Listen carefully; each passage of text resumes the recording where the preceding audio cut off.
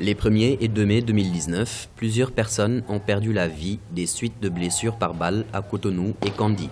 Des drames imputés aux forces de l'ordre et qui ont été occasionnés par la supposée tentative d'arrestation de l'ancien président Boni Yayi. Dans un communiqué en date du 14 mai 2019, l'organisation Amnesty International est revenue sur ce triste bilan des affrontements qui ont fait 4 morts par balle, dont une mère de 7 enfants et plusieurs autres actes de violation des droits de l'homme. Nous avons pu documenter pour l'instant au moins 4 morts par balle dues consécutivement à ces manifestations.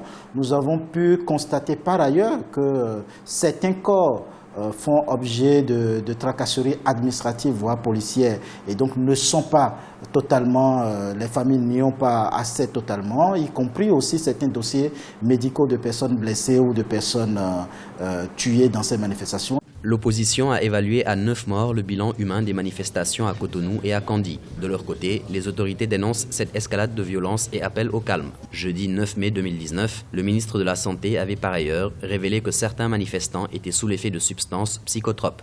Ces analyses ont permis de mettre en évidence la présence formelle de la delta-9 tétrahydrocannabinol, qui est la substance active du chanvre indien.